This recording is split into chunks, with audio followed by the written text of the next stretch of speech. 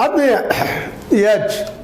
H16 news ಅರ್ಥಾತ್ ಸೀತಾರಾಮಗೆ ಸ್ವಾಗತ. ನಾನು ನಿಮ್ಮವ MI ಅಥವಾ ಮಲ್ಲಪ್ಪ ಜೋತಾವರ್. ಆತ್ಮೀಯರೇ, ನಮ್ಮ ತೇಜಸ್ವಿ ಸೂರ್ಯ ಅವರು ಒಂದು ಮಾತು ಮಾತಾಡಿದ್ದಾರೆ, ಭಾಳ ಒಳ್ಳೆಯ ಮಾತು, ಒಳ್ಳೆ ಬುದ್ಧಿವಂತ, ಯಂಗ್ ಆ್ಯಂಡ್ ಎನರ್ಜೆಟಿಕ್, BJPಯ ಒಳ್ಳೆಯ ವಕ್ತಾರರು ಹೌದು, ಒಳ್ಳೆಯ ಅಭ್ಯಾಸನೂ ಮಾಡ್ತಾ ಇರ್ತಾರೆ. ಹೀಗಾಗಿ ಅವ್ರ ಮಾತಿಗೆ ಒಂದಿಷ್ಟು ಬೆಲೆ ಇದ್ದೇ ಇರ್ತದೆ. ಒಬ್ಬ ಯುವ ನಾಯಕರಲ್ಲೇ ನಮ್ಮ ತೇಜಸ್ವಿ ಸೂರ್ಯ ಅವರು ಒಬ್ಬರು ಅಂತ ನಾವು ಪರಿಗಣಿಸ್ಬೋದೇನೋ. ಆ ರೀತಿಯಾಗಿದ್ದಂಥ ಹುಡುಗರು ಯುವಕರು ಒಬ್ಬ ನಾಯಕರಾಗಿ ಬೆಳೀತಿರುವಂಥ ನಾಯಕರಾಗಿ ಬೆಳೀತಿರುವಂಥ ಯುವ ನಾಯಕರು. ಅದೇನೇ ಇರಲಿ, ಆ ಒಬ್ಬ ತೇಜಸ್ವಿ ಸೂರ್ಯ ಅವರು ಒಂದಿಷ್ಟು ಮಾತಾಡಿದ್ದಾರೆ. ಅದರ ಬಗ್ಗೆ ಒಂದಿಷ್ಟು ಇವತ್ತು ಚರ್ಚೆ ಮಾಡಬೇಕು. ಆದರೆ ಹಿನ್ನೆಲೆ ಮುಂಡಿಲ್ಲ ಏನಂದ್ರೆ, ಕಳೆದ 2.5 ವರ್ಷಗಳಲ್ಲಿ ಜನರ ತೆರಿಗೆ ಹಣವನ್ನು ಯಾವ ರೀತಿ ಖರ್ಚು ಮಾಡಲಾಗಿದೆ.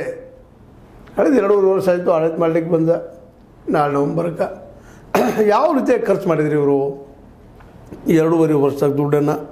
ಅದು ಜನರ ತೆರಿಗೆ ದುಡ್ಡು, ಸರಿಯಾದ ಮಾತದು. ಯಾಕಂದರೆ ಇವತ್ತು ಯಾವುದೇ ಸರ್ಕಾರ ಇರಲಿ ತನ್ನ ಮನೆ ದುಡ್ಡನ್ನು ಹಾಕುವುದಿಲ್ಲ. ಅದು ಯಾವುದೇ ಮುಖ್ಯಮಂತ್ರಿ ಇರ್ಬೋದು, ಪ್ರಧಾನಿ ಇರ್ಬೋದು, ಯಾರೇ ಇರ್ಬೋದು, ಆಡಳಿತ ಮಾಡೋರು ನಮ್ಮ ತೆರಿಗೆಯಿಂದ ಅವರು ಸರ್ಕಾರಗಳನ್ನು ಅಥವಾ